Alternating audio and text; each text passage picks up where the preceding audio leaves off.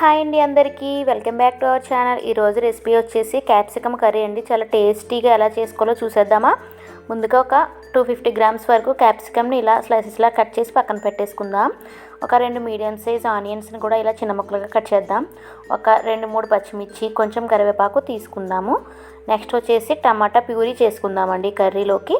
ఒక 2 టమాటా ముక్కలు ఇలా కట్ చేసి, ఒక 2 యాలకులు, లవంగాలు, ఒక 4-5 చిన్న చెక్క ముక్క తీసుకుని మనం టమాటా ప్యూరీని రెడీ చేసుకుందాం.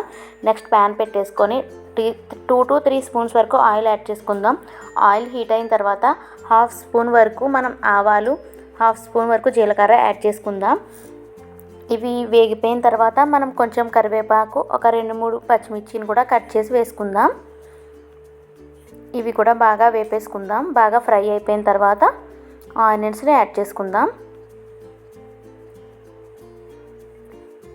ఆనియన్స్ని యాడ్ చేసేసుకుని లో ఫ్లేమ్లోనే పెట్టేసి బాగా ఫ్రై చేసేసుకుందాం. మరి గోల్డెన్ కలర్ అవసరం లేదండి, జస్ట్ మగ్గితే సరిపోతుంది. ఎందుకంటే మనం టమాటా ప్యూరీ కూడా మనకి వేగాలి కదా. సో జస్ట్ ఉల్లిపాయలు ఫ్రై అయితే సరిపోతుంది. ఒక 1 స్పూన్ వరకు సాల్ట్ వేసుకుందాం. 1/2 టీ స్పూన్ వరకు పసుపు కూడా యాడ్ చేసేసుకుని మిక్స్ చేసేసుకుందాం. బాగా మీడియం ఫ్లేమ్లో పెట్టేసుకుని బాగా వేపేసుకుందాం. మూత పెట్టేసి జస్ట్ ఒక 2 మినిట్స్ వరకు మగ్గించుకుందాము. 2 మినిట్స్ తర్వాత చూద్దామా. చూసారు కదా, మగ్గిపోయింది కదండి ఆనియన్. ఇప్పుడు టమాటా ప్యూరీని వేసేసుకుందాం.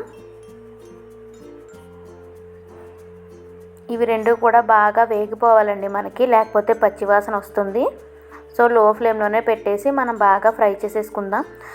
ఒక 1 స్పూన్ వరకు మనం అల్లం వెల్లుల్లి పేస్ట్ కూడా యాడ్ చేసుకుందాం.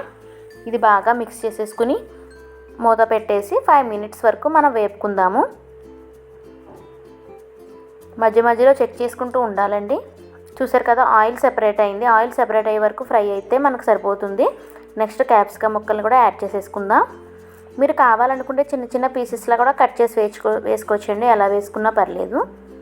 ఇలా ఒకసారి బాగా కలిపేసుకొని మనకి ఈ క్యాప్సికమ్ బాగా వేగిపోవాలండి, లేకపోతే పచ్చి పచ్చిగా పెద్ద బాగుండదు టేస్ట్.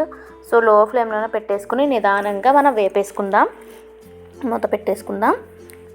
మధ్య మధ్యలో చెక్ చేసుకుంటూ ఉండాలండి. మధ్య మధ్యలో ఇలా చూసుకుంటూ ఉండాలి, లేకపోతే అడుగంటేస్తుంది. ఇలా బాగా కలిపేసుకుందాము. లో ఫ్లేమ్లోనే పెట్టుకోవాలండి. మొత్తం మనకి క్యాప్సికమ్ ముక్క అంతా ఉడికే వరకు మనం ఫ్రై చేసుకుంటూనే ఉండాలి. మధ్య మధ్యలో చెక్ చేసుకుంటూ బాగా ఫ్రై చేసుకోవాలండి. ఈ కర్రీ మనకి అన్నంలోకి కానీ, రైస్ చపాతీలోకి కానీ, రోటీలోకి చాలా టేస్టీగా ఉంటుందండి.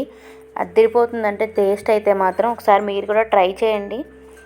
చూసారు కదా, ముక్క అయితే ఉడికిందండి. ఒక 1/2 టీ స్పూన్ వరకు ధనియా పౌడర్, 1/2 టీ స్పూన్ వరకు గరం మసాలా కూడా యాడ్ చేసేసుకుందాం. ఒకసారి బాగా కలిపేసుకొని కారం కూడా యాడ్ చేసుకుందాం. సారీ అండి, క్లిప్ అటు ఇటు అయింది. ఒక 2 స్పూన్స్ వరకు కారం తీసుకుందాం. కారం కూడా యాడ్ చేసేసాక మొత్తం బాగా కలిపేసుకుందాం. ఒకసారి బాగా మిక్స్ చేసేసుకుందాం.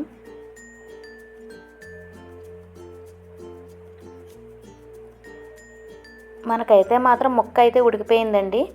మనకి ఒక 1 గ్లాస్ వరకు మనం వాటర్ యాడ్ చేసుకుందాం. వాటర్ యాడ్ చేసేసుకుని మొత్తం మనం ఉడికించేసుకోవాలండి, వాటర్ అంతా పోయే వరకు. ఇలా బాగా కలిపేసుకొని మనకి ఒకసారి టేస్ట్ కూడా ఇప్పుడే చూసి చెక్ చేసుకోవచ్చు, టేస్ట్ సరిపోయిందో లేదో. ఇక్కడ నాకైతే మాత్రం కొంచెం సాల్ట్ తక్కువైంది అనిపించిందండి. ఒక 1/2 టీ స్పూన్ వరకు సాల్ట్ కూడా యాడ్ చేసుకున్నాను నేను.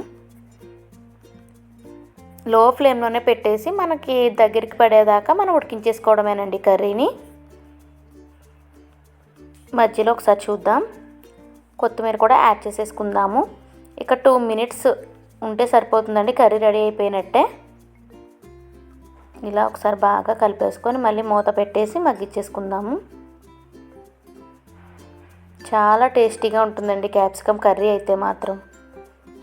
ఒకసారి మీరు ట్రై చేయండి ఎట్లా ఉందో. చూడండి, వాటర్ అంతా కూడా ఎగిరిపోయి కూర దగ్గరికి పడిపోయింది కదా.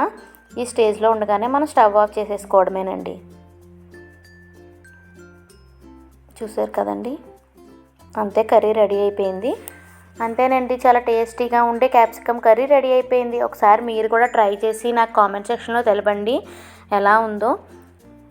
Thank you for watching friends. Bye. See you in next video.